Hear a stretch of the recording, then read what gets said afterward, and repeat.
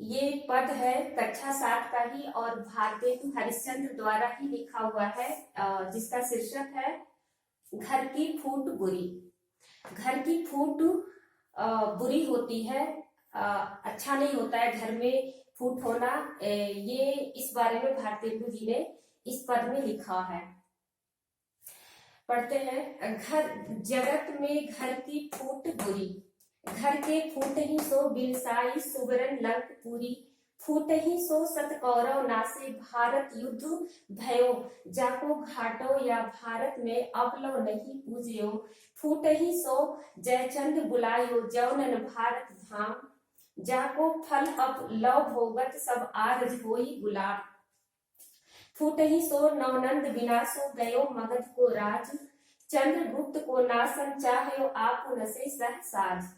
जो जग में धन मान और बल अपनी राखन होय।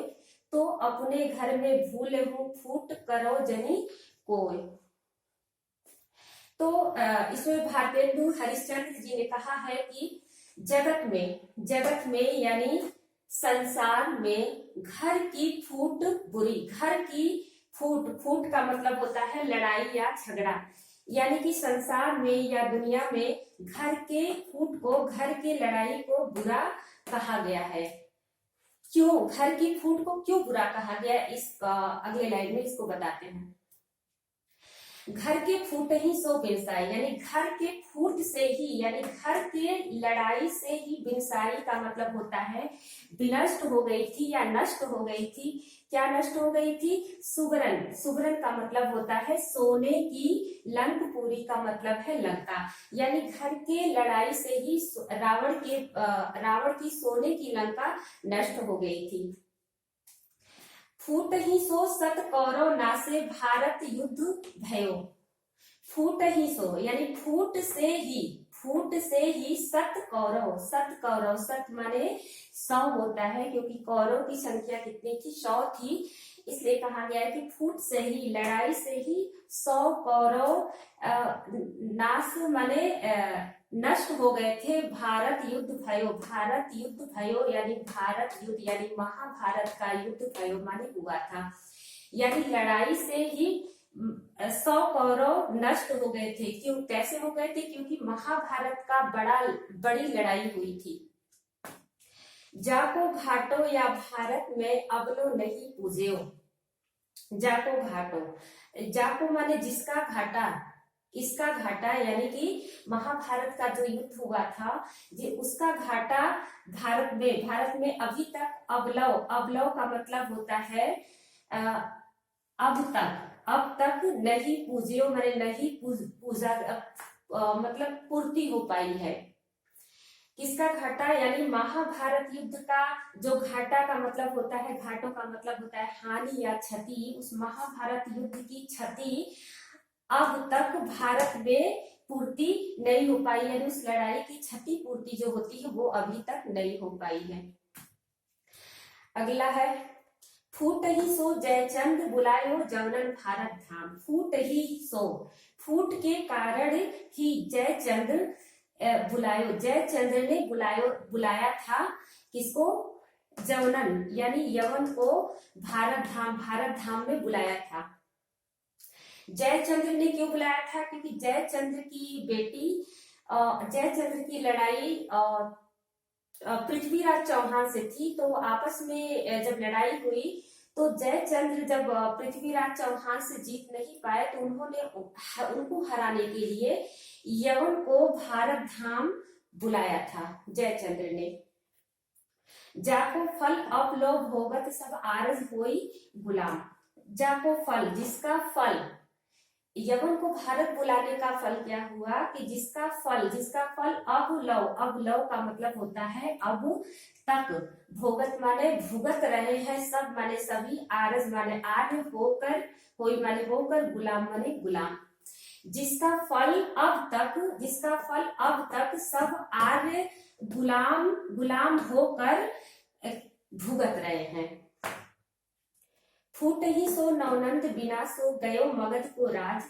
आगे बता रहे हैं भारतेंदु हरिश्चंद्र जी की फूट ही सो, फूट से ही यानी घर की लड़ाई से ही नवनंद विनाशो, नवनंद विनष्ट हो गए थे। नवनंद यानी पद्मनंद, महापद्मनंद जो मगध का राजा हुआ करता था, उसने भी अपने घर में फूट कर ली थी। कैसे कर ली थी? क्योंकि महापद्मनंद के दरबार में एक गुरु रहते थे जिनका नाम था चाणक्य, और उसने किसी अवसर पर भरे सभा में चाणक्य को बहुत ज्यादा अपमानित किया था। तो उस वक्त चाणक्य ने एक कसम खाई थी, प्रतिज्ञा किया था कि मैं इस महापद्मनंद को, जो कि बेहद ही घमंडी और अच्छा राजा नहीं था, तो उन्होंने एक प्रण लिया था कि मैं इस महापद्मनंद को विनाश करके रहूंगा। इसीलिए उसी बात को इसमें बताया गया है कि फूट के कारण ही महापद्मनंद विनष्ट हो गया था। गयो माने गया यानी चला गया था, मगध का राज्य चला गया था। फूट के कारण ही महापद्मनंद का मगध राज्य क्या हुआ था? चला गया था, यानी उसके हाथ से चला गया था। चंद्रगुप्त को नाशन चाहिए, चंद्रगुप्त को इसने महापद्मनंद किसको नष्ट करना चाहता था? किसको नाशन? नाशन का मतलब होता है विनाश, यानी महापद्मनंद जो मगध का राजा था, जो बेहद ही घमंडी शासक था, उसने क्या करना चाहता था? ये चंद्रगुप्त को मारना चाहता था, इनका विनाश करना चाहता था। लेकिन आप माने अपने ही नशे माने नष्ट हो गया था। सहसाज का मतलब होता है राज्य शहीद। वो चंद्रगुप्त का विनाश करना चाहता था, लेकिन खुद ही आप माने अपने ही या खुद ही राज्य सहित नष्ट हो गया था। और अंत में भारतेंदु हरिश्चंद्र जी कहते हैं कि जो जग में धन मान और बल आप निराखन होए, तो अपने घर में भूले हूँ फूट करो जनी कोय। बताते हैं कि जो जग में यानी संसार में धन मान और बल, अपना धन, अपनी मान और अपने बल को राखन हो यानी रक्षा करनी हो। अगर संसार में अपने धन, मान और अपने बल की रक्षा करनी हो, तो अपने घर में यानी अपने घर में भूले हूँ यानी भूल कर भी फूट करो जनी कोई, फूट मत कीजिए।